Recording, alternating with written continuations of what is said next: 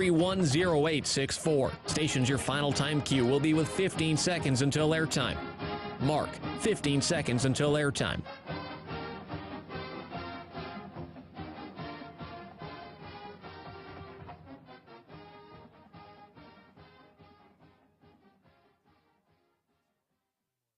Oregon is going to the Final Four. The following is a Learfield presentation of the Oregon Sports Network. And Oregon is going to play in the National Championship game. This is Duck Insider. We need to get community. We need this thing to be bigger than just our little circle of players and coaches. Are you kidding me? Touchdown, Oregon. With 2 seconds on the clock. He hits it! That's the bigger picture in this thing, allowing the community to celebrate the hard work, blue-collar mentality this group brings to the table. And the Ducks have won it! The Ducks have won! We get to struggle together, and we get to have joy together. The Ducks are Pac-12 champions! I am so proud right now to be the head coach at Oregon. Catch made! Touchdown, Oregon! This is Duck Insider on the Oregon Sports Network from Learfield, presented by OnPoint Community Credit Union. People are the point. Now let's go live to the Country Financial Studio to talk Oregon Duck Athletics. Welcome to a Monday Duck Insider, and I don't know about you guys, but I am all out of whack. A Black Friday football game, getting the win against Oregon State. Volleyball also got the win against Oregon State. That was on a Saturday. Normally, football plays on Saturday, volleyball plays on Sunday. They didn't. They moved it a day up this week, and so Sunday was basically just getting to watch whatever was going to happen for the postseason. We already knew that Oregon was going to go to Las Vegas and play against Washington after the win. And on Sunday, we also got Oregon Volleyball selected as the number 2 seed in the NCAA Tournament. So a whole lot to be happy about in results against the team a few minutes up north this weekend for both the football and the volleyball team. On the football side of things, well, it was the last game of the regular season, and Oregon walked in with a closer's mentality. They had the walk-up song. They had everything. There was nowhere to run, nowhere to hide for Oregon State. Here are all the plays that made it happen. Here's the game recap. Pads will be popping when they meet once again here at Autzen Stadium. This time for the final time at what will be the Pac-12. For Bo, Nick's back to throw the ball, a little play action fake, swing it out, Bo, yeah, he's got Bucky inside, touchdown Oregon! Bucky Irving wide open out in the flat. DJU on 4th and 6 with a snap, looks, throws, ball tipped into the air, incomplete. On 4th down, Beavers can't convert, and Oregon will get it back. Bucky to his left. Ferguson in motion, give it to, he kept it. Bo's going left, Bo's going scoring. Bo does what Bo does. And that is everything right. Bo Nix, touchdown Oregon. What a great play call. One timeout. Waiting for the snap, got it, and back to throw. Pressure comes, Beavs send the house. Rolling right to throw. Looking downfield, he's got him. Franklin, he's gonna score! Touchdown! Troy Franklin! Bo Nix bought the time.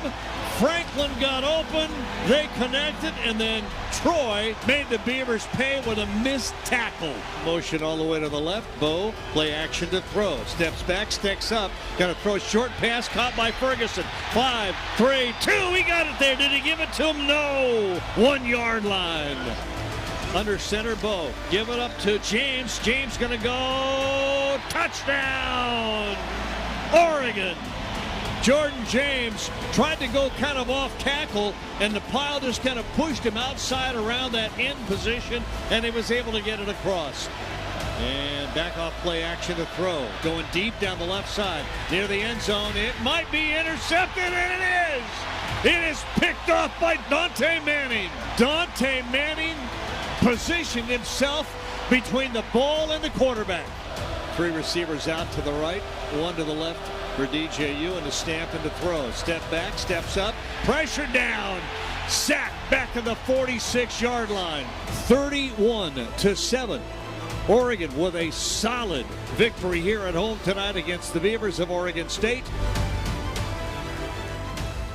Well, you heard Jerry say it, 31-7, the final score on Black Friday, and it was all things Beavers on sale. Take a look at this, at some of these stats.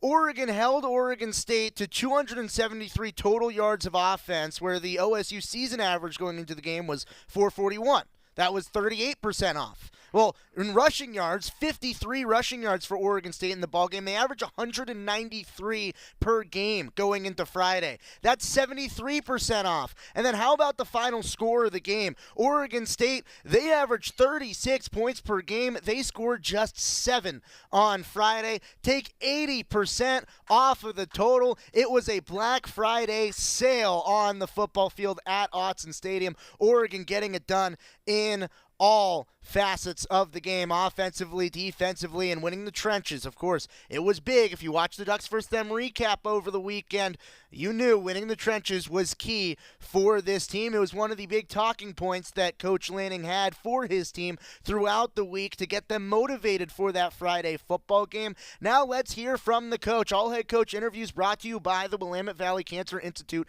and Research Center. Fight like a duck with exceptional cancer care close to home. Let's hear from Coach Lanning. Well, that was a fun one right there. I've said it since the beginning of the season that we want to be playing our best football at the end of the season, and we are right now. We've got a really good team. We went out there and competed. We want to be the more physical team tonight. I think that showed up. I think obviously anybody watching us can say that we've got some really special players on our team, including our quarterback. He was dialed tonight. He was on point. I thought all of our coaches did a great job of preparing these guys and having them ready to go. And that crowd in our student section was absolutely unbelievable. So we're going to need them to show up next week in Vegas. But I told these guys earlier in the season that every one of your goals is still in front of you. And I saw a team that just said for the last several weeks that we're just going to work. And they just did that. They just worked, and they put all their goals in front of them. And they focused on one day at a time, and that's what showed up tonight. Dan, how much did that first drive, 8 minutes, set the tone just for what you wanted this game to be? Well, I thought they were just really efficient, and taking what's in front of them. Really proud of those guys to execute. I wasn't anticipating us having a lot of 8-minute drives in this game. I didn't think it would look like that, but it's a great, our guys had a great plan, and our guys executed that plan really well. You held their run game to, I think, 53 net yards. Martinez season low in yardage. Obviously, they've had success running against stack boxes before, but what was working so well for you guys in stopping him and their run game? Yeah, making sure that we didn't have any one-for-ones. They drawed up on offense where if they block you, their middle field safety is the last guy left, or your high safety is the last guy left, they're going to gain 5 yards. So we knew we had to strike blocks, separate from blocks, and win those one-on-one battles. And then when you make contact, they have to be knockback tackles, which I thought our guys did a good job of. First off, just the difficulty of Bo's throw all the way down the field to Troy, and then also the significance of that in terms of regaining momentum before half. Yeah, I think you could pick a lot of throws tonight that were really special. That was certainly one of them. I know he had pressure in his face on a big third down conversion as well. But, yeah, he was dialed in tonight and did a really good job executing those wideouts, did a great job of attacking the ball. So being able to score, I think that series started with 54 seconds left at half. And I know people are probably like, why are you calling timeouts here at the end? And that's exactly why, so we can have the ball back and an opportunity to go score. So really proud of those guys putting that drive together. Dan, how are you? How do you think your team is looking at getting another opportunity to play Washington next week? And how have you used that? Has that been sort of a motivating factor since that defeat to know that potentially at the end of the year there was an opportunity to face them again, and how have you guys used that internally? Yeah, I think ultimately every single player in that locker room knew what was in front of us, and we knew we didn't get there if we didn't do a good job of focusing on the task at hand, and that's really what it's been about. It's been about each day. It's been about each moment. It's going to be tomorrow. It's not going to be about Washington either. It's going to be about the Ducks and what do we got to do tomorrow to be better. So we kept the focus on us and what's in front of us, and we know we got to play good teams to get where we want to be. But again, playing our best ball, how can we get better? And we talk about a growth mindset in this program. I think we have a bunch of guys that are like, okay, how can I improve? How can I get better? And that showed up tonight. With Jalil not able to go, I'm just curious what you made of Dante's performance. Obviously, a big play for him at the end, and just what you've made of his season as a whole, just kind of waiting for his chance. Yeah, I'm really proud of the way he played tonight. Obviously, I have to go back and watch the film, but every time I looked out there, he was stuck on somebody, and that's what you want when we ask our guys to play some aggressive coverage at times, and we put those guys on islands. And he performed really well tonight. He competed for the ball when it was in the air. Obviously, that turnover was a huge play. And I know he had some aggressive. There's a couple aggressive penalties in there that we want to go coach, but that's gonna happen at times when you ask your guys to play those coverages. all year you've talked about the need to play a complete game, and obviously that stemmed in part for how this game went last year. How do you think you did tonight in that aspect of the game? Yeah, I thought that was a complete game. You know, we didn't want their return to get an opportunity in special teams. You know, I thought we were able to flip the field when we had to punt the ball. You know, there's certainly some moments in every phase that we can take back, but offensively to go 3 for 3 on the first, you know, few drives, I know we ended up kicking a field goal, you know, in one of those, but just to start off hot and to keep that momentum rolling was really impressive. After you guys watched the replay of all week long of last year's fourth quarter, particularly what do you think it means to the defensive line, Dan, to take not just their strength away, but to hold them to such a low after the way last year ended and watching it all week, be reminded of it, to have the output that they had tonight? Yeah, it's not really about them. You know, it's really about our players and them owning the standard that exists for us. They were motivated coming in this game to put together a great performance, and it's really about building off the last performance we had, and it's going to be about building into the next one. And they certainly take a lot of pride about it, and they've certainly been reminded this last week of what last year looked like, and they didn't want to replicate that. You mentioned playing your best football at the end of the year. Where do you feel like you guys have elevated your game to get to that level? Yeah, I mean, I think it starts in practice, right? It starts in practice and preparation. It starts with our coaches having great answers for what the opponent does and being able to attack it. It starts with our players having an elite level of focus in meetings. And when those things show up in practice, when you practice a certain way, when you prepare a certain way, that preparation is going to equal separation in the game, and that showed up today. You mentioned this being a complete game. In context of what happened last year in this context, how does it feel to play this kind of game against this team with what happened last season? Yeah, I'm really proud of our guys. I'm really proud of the way they performed. I knew we didn't want to come in here and have a 3-quarter performance. We wanted 4 quarters and play until the zeros were up on the board, and our guys did that tonight. I was wondering if there was an update on Gary. Looked like that could have been a tough one. Yeah, I haven't got to visit with medical staff yet, but I caught him right when he came off the field, and he felt like he was going to be okay, but obviously I have to get an update. What was your reaction when you saw Mateo sack DJ? Hit him harder. No, Mateo did a great job tonight. I know this was a fun one for him, and I've got a lot of respect for that team we just played. That's a really good, football team that plays a brand of football that's hard to match, and to see him get an opportunity to go out there and play on that stage was great. When you have a growth mindset, as you talk about, and it's the one-day approach, is reaching the Pac-12 title game something to celebrate, or is it part of the journey to where you're trying to go? It's hard to celebrate in this profession when you're always focused on what's next. I expected us to be here, right? I don't really know what everyone else thought, but I expected us to be in this position because I know what our team's capable of. And we still have some unfinished business. We want to go out there and compete and put our best foot forward. So excited about what's next, but we're going there to for the opportunity to play in a big time game and perform our best. Jeff did a good job tonight of cheating up on the snap and jumping the snap and getting in the backfield. What did you think of the way he played and the way he was able to disrupt that way? Yeah, I'll have to go back and watch the film, but Jeff's a really good player. He's intentional. He watches a ton of film. He studies the quarterback mannerisms. He's dialed into what the cadence is going to look like, and I thought he executed at a high rep tonight. But I'll have to go back and watch it. I know you spoke a little bit about Bo at the beginning, but I'm just curious in what could be his final game at Autzen, what you kind of made of what he accomplished out there tonight. Elite. I thought our quarterback was elite tonight, and even the moments that he wasn't, protected, he made big time plays for us, which was huge. Coach, not only is it just your second season with the program, but to be able to reach the Pac-12 Championship in its final season, to you, how special is that on a personal level? Well, it's fun for your team to reach your expectations and play to the level that you think they can play, and I thought our team did that tonight. We're certainly excited to be representing the Pac-12 in this conference championship game. That's going to be a lot of fun for us, but we want to go there and perform a certain way as well. Coach, it felt like a lot of your offensive success, especially in the passing game, came on curl concepts or comeback routes. Was that something you guys saw on film, or it just something that came with the game plan that Bo found? It's probably a combination of things that we do well and things that we thought fit, based on the coverages they were playing, but I thought our quarterback did a great job of taking what was there and available, and our wideouts, a lot of those routes are reads, so it's based on the leverage of the DB, and they can, adjust the route based on what kind of leverage they get. After a game where Bo completes 80% of his passes and is more often than not making the right throw, what's a film session with him like? And how does he go about dissecting his performance when, from our perspective, it doesn't seem like he makes that many mistakes? Yeah, well, Bo will be his hardest critic, and that's what makes Bo special, right? He's going to go back and look at all those plays that he knows he could have had or should have had, and he's going to fight to figure out a way to make sure that it happens. And that's why he's playing at such a high level right now. He's a coach out there on the field. So when you have that mindset of how can I get better, that's how you improve. And you're probably going to face Jonathan Smith next year, regardless whether he stays or goes to Michigan State. But the status of this series is still up in the air. You've voiced that you would like to see it continue. Would that include, if it means playing there, moving the Boise State series off and giving up a home game next year in order to keep this series going as soon as next season? Yeah, I'm not involved in those decisions, but I'd love to play this team. And I think this is a great rivalry for the state of Oregon. I think it's a great rivalry for football, and certainly love to keep it going. If we got to put the ball out in the parking lot, that's fine with me. It was a short week of prep this week, but the advantage of winning today is you get normal week of prep next week. Is that a thing? Do you believe in that as an advantage, or just what are your thoughts on that? I think the biggest advantage is it gets us back to a normal week. Last week wasn't a normal week. We had to make some adjustments. You lose kind of like your Monday prep day, and you got to fit a lot into a small window, and this allows us to kind of get back in sync and in schedule with what a typical week looks like.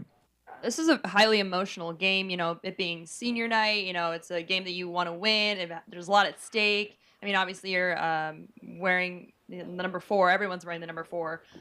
Just how did you feel like the guys handled that emotional aspect? And maybe what are you learning from that and taking into next week where there's arguably going to be more noise and more emotion? Well, emotion and passion is really important, but execution is more important. And I think it's all about channeling that energy.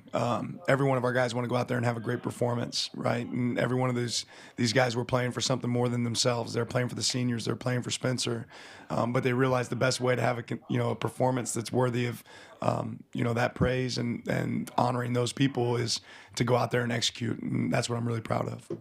On a similar note, Bo's been your quarterback since your first days here in Eugene. What emotions do you feel over that being his last time walking out of that tunnel at Autzen Stadium? Yeah, it's hard to put into words, man, how I feel about that guy, our growth together, the opportunity to be able to coach such a special young man. Got to see him right before the game started there as we went out for senior day. And just that guy has a twinkle in his eye, man. He's the ultimate competitor. He threw a couple passes, or I feel like he looked over and winked at me. Maybe that's just me trying to be in the moment, but Bo's special, man, and it's been a lot of fun coaching him. I know we're not done yet.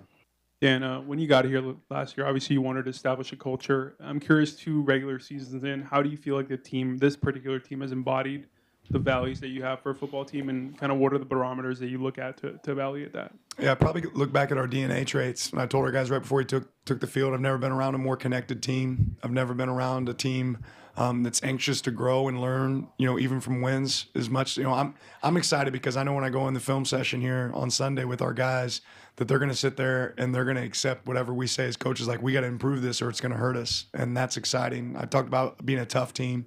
There were moments last year where I felt like these guys need to bang at practice, and we probably weren't as excited about banging at practice. And now if I put them in spiders one day, they're asking us why we're not in shoulder pads. And I think that speaks to their toughness. You talk about what these guys put their bodies through, especially this late in the season, to be able to perform what they sacrifice from their family. Thanksgiving was yesterday, and our guys were up here watching film. Our guys were up here preparing for that game. They didn't really have a Thanksgiving, and so I'm really appreciative of the work that they put in. And we talk about most people don't love doing hard things, and our guys love doing hard things, and that's what separates them. When corner depth became pretty quickly an issue against Washington during the season, just how far off was Jaleel from playing tonight, and Roderick as well? Time will tell, really, on those guys, but I think that's where it goes back to strength in numbers, for us, and what that allows us to have, guys that can go out there and compete. We had a lot of guys that can perform on our team. When their number's called, they're ready to answer that bell. Evan Williams comes out with a giant club on his hand and still leads the team in tackles. What all went into the decision to wrap that thing up and get him out here today? Yeah, he's tough. He's a kid that wants to go out there and play, perform for his team. But we obviously want to take care of his, being safe out there in the field and protecting him at the same time. I'm not sure. Maybe that club helped him make a couple tackles, so we might need to make it a little bigger next week. It's hard to block a guy that's got a big club on their hand.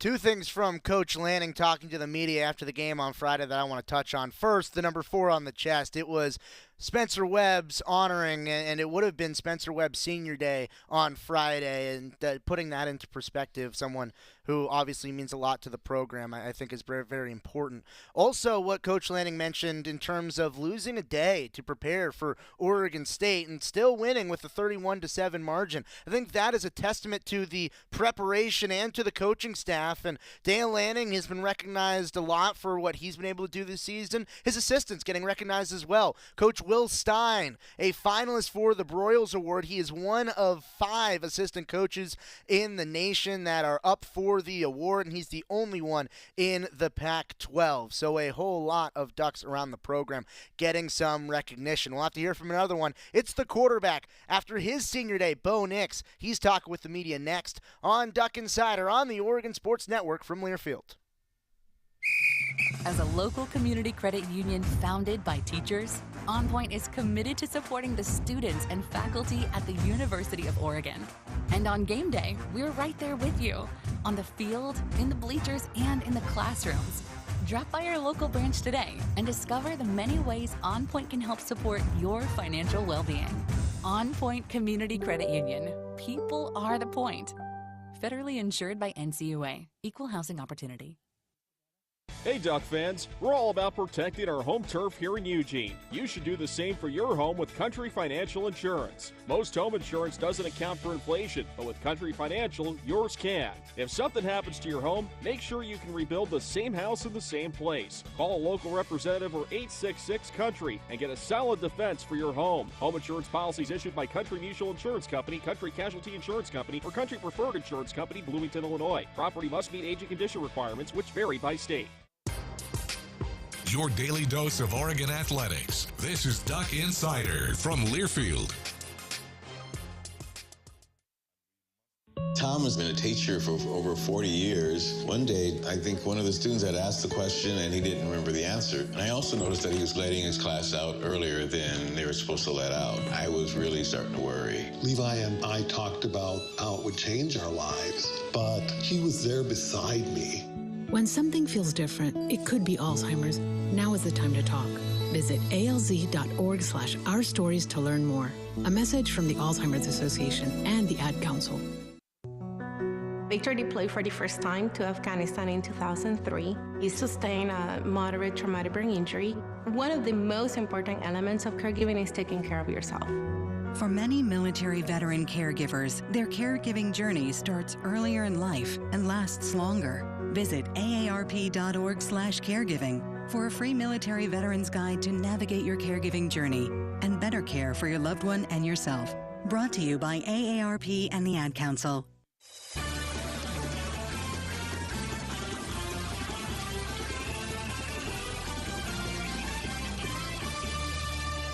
Back in the Country Financial Studio on Duck Insider, presented by OnPoint Community Credit Union. We just talked with the coach about the win on Friday, 31-7 over Oregon State. Some Ducks getting recognized for their performance against the Beavers. Jackson Powers Johnson, for the second time this season, named Pac-12 Offensive Lineman of the Week. So if you're keeping track, that is now 2 Joe Moore Award Pancakes of the Week and 2 Pac-12 Offensive Linemen of the Week for Jackson Powers Johnson this season, having a pretty good year at the center spot, protecting a man that could potentially have some more hardware at the end of the year. I'm sure there's hardware coming for Bo Nix of all sorts of kinds. And after the game that he had on Friday, they're deserved. Bo Nix talking to the media after the win. Take us through the touchdown to Troy at the end of the half and just how much of a momentum shift that was back to you guys. Yeah, that was a big moment. You know, we had enough time to go down and score. We got a 0 look, and then I knew Troy would have leverage on the post. And then, I got around the corner and found some time, and then, he had a lot of space, so I just threw him open, and he did the rest. How critical was that first drive to setting the tone? And, taking 8+ minutes off the clock, that's the longest drive of the season. Yeah, it was huge. By any means necessary. I don't think we necessarily meant to take that much time off the clock. It just happened, and, we put a drive together, and we didn't, hurt ourselves as the drive went on. So that was really good and pleasing, and, that's how you want to start. How satisfying was this one, given what happened last year and what it provides for you to make the conference championship game? Oh, it was very satisfying. I think, when you look at the whole game, we were in control. pretty much the whole time. After what happened last year, we didn't want to really go out there and, even be close. We wanted to really, dominate the game, and that's what we were able to do. I think it's because on all cylinders, offense, defense, special teams, we really executed at a high level. And, we put ourselves in great situations. We didn't have penalties. We didn't stay behind the chains. We got off the field on third down. And just overall, a really good team win that we can build on. Why do you feel like this team's playing its best football right now? Where have you guys elevated yourselves? Well, I think, after what happened at Washington, we've practiced, really hard. And that would happen regardless of the result of that game. But I think that on top of everything else, just, it adds a chip on your shoulder. And we didn't really have a choice. We couldn't lose another game. And, now that we've put ourselves in a situation like this, we're going to continue to practice hard and put ourselves in a spot to go win the game. Last time walking out of Autzen Stadium, what was that kind of experience like for you? It was surreal, and that place has been really good to me. It's been really good to my family, the history and the whole entire program, and what it means to me is just very special. And it picked me up when I was down, and it gave me a new sense of life in the game of football, and it added some excitement, and I'll forever hold a special place in my heart for it. And Autzen and the fans and the whole program, it really means a lot to me. And I'll be able to have that the O on my chest for the rest of my life. How does it feel to be the last possible Pac-10 champion quarterback? Obviously really good, and that started off as a goal of ours, and now we have a chance to go play for it against a really good team. And I know they're sitting there saying the same thing, so it's going to be a battle, and we're going to have to go out there and really fight for this one, and really execute at a high level, and limit their explosive plays and limit their plays on defense. And to give ourselves a chance, we're going to have to play a complete game again, so that's going to start in practice this week. But it'll mean a lot, to say that you're the last, but there's been so many come before you, and then, life will go on after you. So it's just a dent in time, and, for now, all we got is tomorrow, and so we're going to go out there and make sure that we put all we got on the field for Friday. What was it drive? Not only did you take 9 minutes off the clock, but 10 of the 15 plays were runs, mostly up the gut. Was that kind of a point of emphasis to kind of send a message? Not really. It just kind of happened. When you get in that situation, I think we just kept getting first downs, but kept getting tackled, so we had to keep, running plays. And, we weren't overly explosive on the first drive, but like I said, we got first downs and we moved the chains and did what we had to do to stay on the field, and then we capped it off with a touchdown. So that's always really good to score 7 points in the red zone. When you get there, I thought a few times when we kicked field goals, we should have, turned those into touchdowns. And, again, I go back, it keeps you going back to work Monday, because those are the things that we can fix. Was it meaningful to you that you get another chance at Washington? Yeah, obviously that's exactly how we wanted it, because of the circumstances, because, we did lose the first one, and, they're going to be a great opponent. They're going to be very respected, and we just got to go out there and do our part. How much have you had a chance to watch Washington over the last several weeks, including even this past week, because they just played Oregon State the week before? Yeah, haven't been able to watch a whole lot of their defense, but, they've been doing a really good job. They've, won some really close games. They've beat some really good opponents down the stretch. And, they're a really solid football team, and they're going to give you your best shot. How does it feel knowing most likely you're one win away from the college football playoff? Well, it's surreal, and you can't necessarily think about it like that, or you'll start getting a little bit distracted and start getting, not really focused on the main thing. So that's our focus for this week. And if we do want to make it to that far, if we do want to make it to that conversation, then we have to take care of business right now with what's in front of us. And thank goodness we just have another week, and thank goodness we made it to the extra week. And I know not many people are playing this week, so it's really special, and it's an opportunity that we have, and I'm very grateful for it.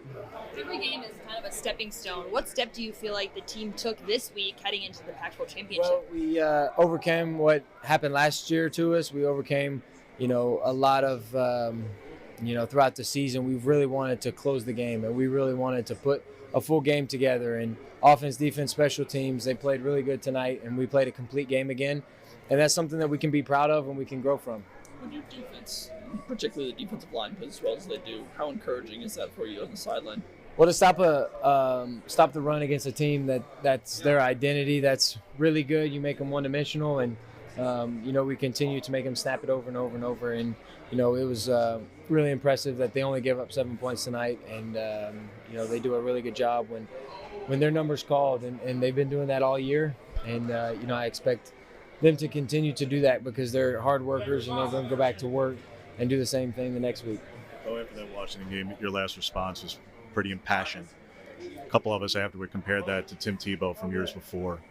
Did you want to be setting a tone in that moment for this, not only this offense, this team, and was that a conscious decision in part on your part? Were you inspired in any way? No, not necessarily. That was just kind of the passion and the feeling I had right at that moment. But I think sometimes it's really good to, express the importance of the situation and express the passion. Because ever since that moment, our team has played with that same exact passion, that same exact intensity. And so, no, it wasn't necessarily planned, and it wasn't necessarily something that, was out of character. I think it was just, what was on my heart that day and what was the heartbeat of the team at that moment. And, I think we've really shown, a lot to back what I set up. But, it all came down to just continue to work hard, and sometimes it doesn't fall your way. But our team is very connected. Our team plays so hard. Our team is so tough, and we all just put ourselves in situations to have success. And when you do that over and over, you're probably going to find some success, and that's what we've been able to find. Can you walk us through the touchdown to Troy right before the half and maybe the significance that had in terms of getting momentum back? Yeah, it was huge. Obviously, the time when they had just gone out and scored, we could have gone into half up 14-7, but that touchdown was really important. We only had 54 seconds. We went right down the field. We knew we were going to be in attack mode, and that touchdown was just all about leverage and just buying time. And I knew he was going to be able to get open once he got past that secondary. And when I was able to buy some time, I saw the grass and just threw it to him, and he made a good job, or he made a great play and did a good job of getting in the end zone. Do you track in your head favorite throws you make during a season? And if you do, is that one that would be up there for you? No, not really. I think, personally, I didn't think it was necessarily that difficult because he was so open and he did most of the work for me. And, I think that's just something we practice. And, I think sometimes I don't necessarily shock myself, but I just prove to myself over and over that I can, get out of situations and to make us right. And, I think that's just, the competitiveness of my game is just refusal and the denial of being stopped. I think sometimes tonight, especially on some third downs, it's just you got to find a way. You got to find a way to move the chains. And, I think we do that as a whole on offense. You have a chance. You have a chance to talk to your dad yet and see how they won tonight, and it was a big win for them. So they're going to the state championship. It was a great night for both of us, and it really killed him not to be able to be here. But at the same time, he was doing what he was passionate about, and God works in mysterious ways sometimes, and it's just awesome that we were able to play on the same night and get to experience wins like we had. And he's blessed us so much this year. My family, and it goes beyond wins and losses. He's really just been very faithful, and the Lord is really good to me and really good to us. And, I thank him every day because he's put me in this position to go out there and do what I love doing around the people that I love being around and just making a difference, in the lives of other people. Thank you. That's the Heisman Trophy candidate Bo Nix after another stellar performance on Friday. He went 33 for 40 with 367 yards through the air, 3 total touchdowns, 2 through the air, 1 with the legs, and an 83% completion percentage, a mark in which he still continues to pace the nation. Yeah, he's been pretty good. He's had some pretty good weapons to throw to. We're going to talk to them next. From the Country Financial Studio, it's Duck Insider presented by OnPoint Community Credit Union. Back after this on the Oregon Sports Network from Learfield. Dear roads, trails, and rivers. Ready for some SUV action? Drive family adventures with the Highlander. Make a splash with the RAV4. Or haul fun with the Sequoia. Check them at Toyota.com. Toyota, let's go places. As a local community credit union founded by teachers, OnPoint is committed to supporting the students and faculty at the University of Oregon. And on game day, we're right there with you, on the field, in the bleachers, and in the classrooms. Drop by our local branch today and discover the many ways OnPoint can help support your financial well-being. OnPoint Community Credit Union. People are the point. Federally insured by NCAA. Equal housing opportunity. Dear roads, trails, and rivers. Ready for some SUV action? Drive family adventures with the Highlander. Make a splash with the RAV4. Or haul fun with a Sequoia. Check them at Toyota.com. Toyota, let's go places. Your daily dose of Oregon athletics. This is Duck Insider from Learfield. Don't you wish your life came with a warning app? Stop. That dog does not want to be petted. A heads up before something bad happens. You should not send that text. Uh-oh. Life doesn't always give you time to change the outcome, but prediabetes does. With early diagnosis and a few healthy changes, you can reverse prediabetes and prevent or delay type 2 diabetes. To learn your risk, take the 1-minute test today at doihaveprediabetes.org. Brought to you by the Ad Council and its Prediabetes Awareness Partners. Uh-oh, Brad's buzzed. Oh, yeah? Yeah, he's starting with the woots. And now a speech. I just want to say that friendship is about heart and brain. Who's with me? Good thing is, he knows when he's buzzed. And my brain is saying, when it's time to go home, somebody call me a ride. Love that guy. Me too. Know your buzzed warning signs? Call for a ride when it's time to go home. Buzz driving is drunk driving. A message from NHTSA and the Ad Council.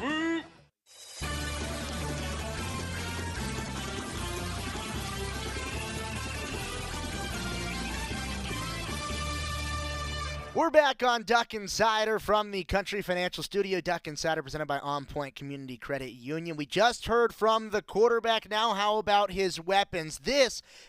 Bo Nix and his offensive weapons, talking about Troy Franklin and Tez Johnson, they have been in sync.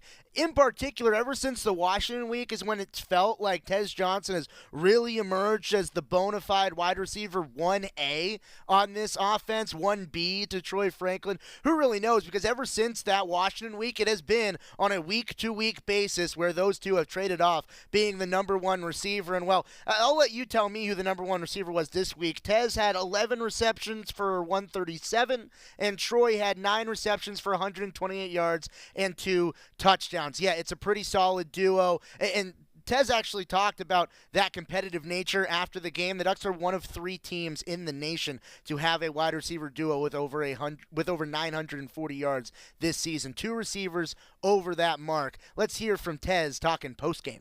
What emotions do you feel knowing that that's Bo's final game at the college level? It's crazy, man. Like, I got this 1 year to play with him, and it was awesome. Seeing that he was like, this is his last game, knowing this is his last game. Basically, me personally wanted to send him out with a bang. So I think that's what we showcased tonight. What does it feel like since that Washington last month? How badly did you want to get back to this point? Really bad. Since we lost that game, I know after that game, early in the season when we lost it, I couldn't talk to nobody because it's personal. I felt it. The teammates, it's just the energy that they carry around here against UW. I mean, nobody here is like UW. I mean, and it's personal. It's going to be personal. It's going to be a good matchup because they got good playmakers, and so do we. So it's going to be really good. How was the season feeling for you, Tez? I mean, you were a super productive player at Troy. You're having a career year at a higher level. In the last couple of weeks, you're making some really acrobatic catches. What is the last couple of weeks in particular feeling like as you're passing your best numbers from a year ago? I feel like I'm getting better each and every week. That's what it feels like because I go out and practice and work those same catches that I made tonight. I did that in practice literally Monday and Tuesday. But one thing I know for sure is whatever you do in practice is going to show up in the game, and I think that explains it right there. With Washington, why does it feel personal? Is it because it was a close game, or what about the matchup feels personal to you? Just the history. I mean, I'm pretty sure everybody knows, like, playing UW, just like it is with Oregon State out here tonight, it was personal. And I'm pretty sure that's with every team. It's personal with every team we play, but UW and Oregon State are the main 2 teams that we want to beat. Everybody know a rival, just like the Iron Bowl. Alabama don't like Auburn. Auburn don't like Alabama. it's the same way. It's the same feeling. So as your family's made the Knicks family's made an enormous investment over the last 2 years. Before you got here, you were at the bowl game last year. You were part of that, and now obviously you're here yourself. What has that meant to you? What do you think that's meant to Bo? That here he moves 2,000 plus miles away. You follow him, and I mean, Pat and Krista are coming out and barely getting there last week at Arizona State, and grandmother's making it to games at Pullman and stuff. I mean, what do you think that means on a personal level? Support system has always been there for me since day one, since I moved into the house with an Oregon sweater. I mean, it means a lot to me because they care so much about the game, and not just that me and Bo are football players, just because, like, that's what we love to do. And they support it so much. My mom always tell me the football doesn't define you, it's just what we do. So, I mean, the support system that they give us is out of this world, and I wouldn't want it any other way. You talk to us just every week about how much you've grown. Since the Washington loss, what way do you feel like the team has grown the most, and how did it show tonight? Learning how to be in tough situations, early and late. 'Cause I know at UW when we played them, we couldn't get a third down conversion, and tonight it's showcased up here tonight, and we get a third down conversion. Just those little things that we practice, and we just want to be the best that we can be in every situation on the field. You first decided to come to Oregon and link up with Bo. Could you have imagined it all playing out like this with the team success and also your individual success? Me personally, with Bo being my quarterback, I just know what he wants. He knows where I'm going to be at all times. I just got to catch the ball for him. I mean, just playing underneath Bo, and like I always say, it's not individual success, because whatever I do individually, it benefits the team. And that's basically what it is. What would hitting 1,000 for you? What would that mean? I mean, you're getting close. You're less than 100 away. Yeah, I'm getting really close. It's basically because Troy Franklin, he always pushed me. When he scored a touchdown, I tried my best to get me one, but I couldn't get me one tonight. But I know there's other categories to compete with him in. But hitting 1,000 mean a lot because I never hit it before. I always get close to 800, and hitting 1,000 yards will be a goal, a milestone that I've hit. So. Are you aware that only one other pair in school history has done 1,000, and you and Troy would be the second? Never knew that. It'll be great to be the second one. Hope we break it by a long shot, so it'll be pretty good. How have you seen Coach Lanning grow from last year to this year, and how has he established kind of the mindset and the culture that you guys have? He's a player coach, and we love him to death. Coach Lanning is the best coach in the country, and anybody can come and argue with it, but he's the best coach in the country. We go over the little things every day, and we know what he wants, and he know what to say to get our best, and we're gonna work hard for him every day. What makes him a player coach? What makes him a player coach? Because we can go out there in a drive and let's go for it. Even if it's like 4th and 13, if we want to go for it, we'll go for it. But no, not really, not 4th and 13 now. But yeah, but you get what I'm saying. It's just the things he do for us, and the just like his unconditionally love for us. So, I mean, it's pretty good having a coach like that, because you'll do anything for him. You see Central won tonight? Oh yeah, 21-7. That's a good offensive coordinator there, huh? I know it. Bo was talking about how it's been a tough year for Pat. Didn't mention exactly why. What adversity has Pat been facing this season? Pat who? Knicks. Oh, my dad? I don't know. I don't know personally. I don't know. Bo mentioned that. I didn't know if there was something that was part of it. He probably missing me and him on the team with him. That's probably what it is. He's probably missing me and Bo out there running around catching his passes. He's the best OC in the country, for real. You weren't here last year, but how nice is it going to be to step in that locker room and not have the fourth quarter of last year's game playing on those screens? How nice is that going to be? It'll be a dream still. Something I always dream of, something I look forward to. So. You think they're going to play the fourth quarter of the Washington game this week? Fourth quarter? Yeah, I feel like they will. They will. Are you ready for that? I'm ready. Always ready. Anything. We'll see what type of bulletin board material is going to be stapled across the HDC this week, because I'm pretty sure there's probably something. It's Pac-12 Championship week against Washington. That game's coming up on Friday. Yeah, it's almost here this week for the Pac-12 title. There's a whole lot more to continue to talk about. We're going to get to all of it next. You're listening to Duck Insider on the Oregon Sports Network from Learfield. Dear roads, trails, and rivers. Ready for some SUV action? Drive family adventures with the Highlander. Make a splash with the RAV4. Or haul fun with the Sequoia. Check them at Toyota.com. Toyota, let's go places. Hey Duck fans, we're all about protecting our home turf here in Eugene. You should do the same for your home with Country Financial Insurance. Most home insurance doesn't account for inflation, but with Country Financial, yours can. If something happens to your home, make sure you can rebuild the same house in the same place. Call a local representative or 866-COUNTRY and get a solid defense for your home. Home insurance policies issued by Country Mutual Insurance Company, Country Casualty Insurance Company, or Country Preferred Insurance Company, Bloomington, Illinois. Property must meet age and condition requirements, which vary by state. Dear roads, trails, and rivers. Ready for some SUV action? Drive family adventures with the Highlander. Make a splash with the RAV4. Or haul fun with the Sequoia. Check them at Toyota.com. Toyota, let's go places. Don't go anywhere. Duck Insider continues after these messages on the Oregon Sports Network from Learfield. Hey, so what's a great way to spread awareness that driving high is illegal everywhere? A catchy song, of course. You can run, but you can't drive high. You can run, but you can't drive high. Friendly reminder, don't drive high. If you feel different, you drive different. Brought to you by NHTSA and the Ad Council.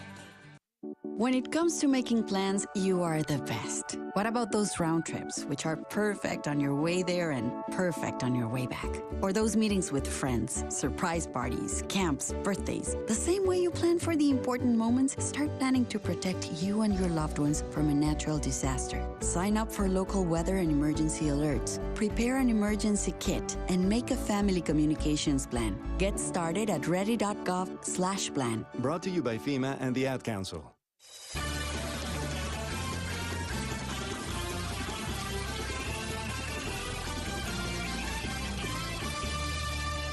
We're back in the Country Financial Studio on Duck Insider, presented by OnPoint Community Credit Union, talking a lot of football and switching gears to the other team that beat Oregon State over the weekend, the volleyball squad. They won on Saturday, going into Selection Sunday. Oregon, the number 2 seed in the NCAA Tournament. That means the Ducks will host the first 2 rounds for the second year in a row. And we also got to talk with Matt Ulmer and Karson Bacon after the selection. Let's hear from Coach and the middle blocker. All right, Coach, we'll start with opening thoughts of being a 2 seed, getting to host for a second year in a row, and we'll take a few questions from you. Yeah, I told the team that this is only the second time in program history that we're a 2 seed in the tournament. I think 2012 was the only other year. And hosting back-to-back years feels really great. It's something that I hope that this group has raised the standard of the program as. This is going to be what we're shooting for every year, is to always, host NCAA playoff games and trying to host as many as we can. This group has done an amazing job, and I'm really excited for them to be playing their best volleyball at this time of year and be able to play at Matthew Knight Arena a little bit longer. So just really excited for the tournament to start. 2012, a good team to try to follow on the heels of? They did pretty well, Yeah, they were just they're what a fun team to watch. And we talk to a lot of them often, and they're cheering us on all the way. I already have texts in my pocket from people on that team, which is always a great feeling too when the alumni are so connected and watching and invested. But yeah, I mean that's our standard so far in the program is trying to compete with that team, and I think it's really great that we're in that mix. For both of you guys, seeing Purdue ahead, potentially another Sweet 16 matchup. I know that happened back in the COVID year. What do you guys remember about that match against Purdue, and are you excited that could be a realistic possibility down the road? Yeah, I think we're a very different team than then. What year was that? 2012. 2021 spring. Okay, yeah. Mhm. I'm like, I have like 7 years. I'm trying Remember to the figure out bubble? which. Yeah, okay, yeah. I remember that one now. What a I feel time. like we have a lot of great pieces this year. I feel like we're a very different team than we were when we saw them last time. And they're a very good team, and I would be excited to see them again. Just big picture, given Karson how close you guys were last year, just how much of you guys, in some ways, feel like the entire season is built up to kind of getting back now to the onset of this tournament and trying to go farther. Yeah, I feel like, especially having a lot of older girls and a lot of new experience on the team, everybody kind of has those different little experiences of having those really close matches with really tough teams. And I think our preseason also set us up to kind of have a little taste of what that might be like later on. And I feel like with that preparation and where we are in the bracket right now is a really good position to be in. I feel like there's going to be a lot of games that are going to be tough, but hopefully, and I know that we've prepared ourselves enough up to this point to handle those challenges. What's your favorite part of just hosting that opening weekend and just getting the tournament underway? Definitely being able to stay home. That's awesome. We have a great crowd, great fans, and it's always nice to play in Matthew night, and we get one more opportunity to do that, and I'm very grateful for that. Matt, do you know much about either CELA or Iowa State? Don't know much about them. Just as soon as it was announced, got on their website and was trying to figure out who they were. So a couple of players and coaches I recognize and know a little bit. So we'll have our homework ahead of us. Probably won't sleep much. Iowa State, I haven't seen them play much this year, but their coach is one of the best out there, and they're always good. And Hawaii, obviously, we played earlier this year, and we've watched them a lot, so we know what they're capable of. So it's a great quad. I think it's going to be really high competition, and I'm excited for our fans to be able to witness it. You did, come into this year hoping for one of those top 4 seeds. What do you feel like you learned about just how tough it is to compete, match in, match out at that level, that you'll use for the future? Yeah, I mean, I honestly didn't know where we'd land today. I thought we could have been anywhere from 4 to 6, and we ended up at 6. Because you just don't know what's going to matter to the committee to make that decision. I thought we could have been any one of those positions. Yeah, we're probably 1 loss away from being 4, and that's kind of how that goes. But again, to be the national champion, you got to win 6 times in a row against really good teams, and so it's about consistency. And I think I've been talking about that all year. About consistently playing at a high level, and we've done that for the most part. So again, if it comes down to one match, that's how it goes in the tournament. You squander one, then you're done. So I think it's all great preparation for us, and again, hopefully lessons learned. And we're ready to go. Karson, in your experience, what's the biggest difference in postseason volleyball compared to regular season volleyball? Well, you don't get a second chance.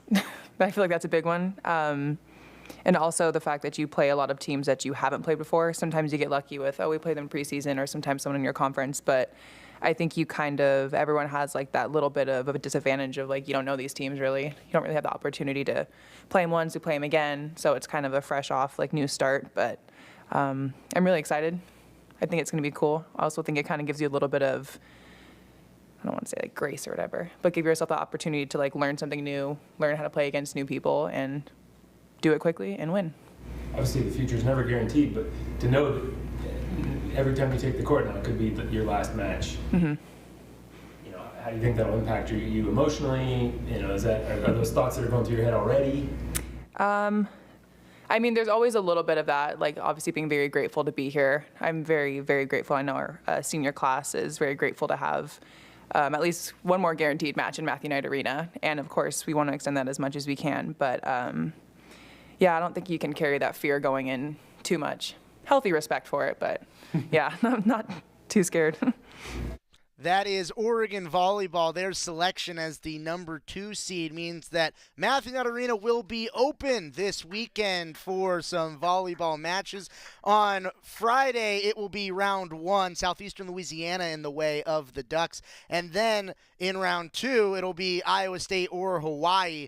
That game will also be at 7 o'clock. That will be on Friday. So Thursday at 7, Friday at 7. A Thursday for round 1. Thursday also at 4 o'clock will be the first round matchups of the volleyball slate. We're going to take our final timeout, and then we'll come back to wrap up the show from the Country Financial Studio. It's Duck Insider presented by OnPoint Community Credit Union on the Oregon Sports Network from Learfield.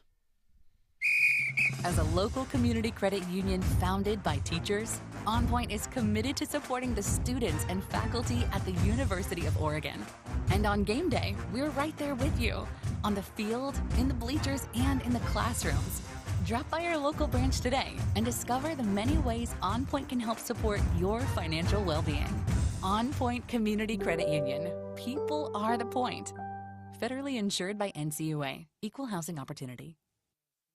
At Shadow Hills Country Club, we're more than just an award-winning golf course and practice facility. Our events team offers all-inclusive event pricing that allows us to take care of all the details while you enjoy your event. Our indoor and outdoor venues offer you a wide variety of fully staffed options that put the focus on you. From weddings to business and social events, at Shadow Hills Country Club Events Center, you get the benefits of a resort atmosphere and amenities in a peaceful country setting, just minutes from downtown Eugene. Call for a tour today or visit shadowhillsevents.com.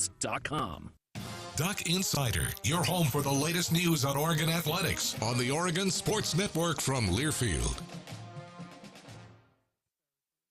My name is Teresa Barber. I was in the United States Navy and I served overseas in the Middle East and Africa. Early on in my career, I had a commander that taught our suicide prevention training, and the very next day he took his own life.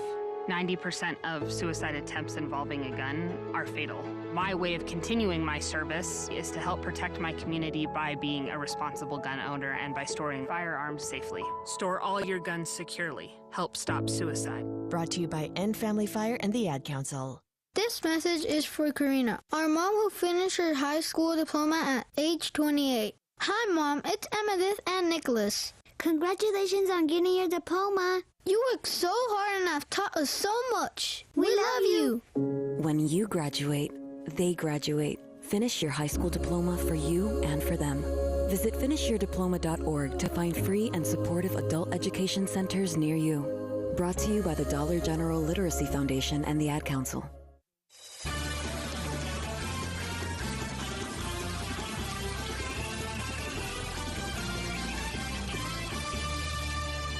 Back on Duck Insider, presented by OnPoint Community Credit Union here in the Country Financial Studio. Time for the Cafe Yum 2-minute drill. Men's basketball over the weekend. They went down to Florida.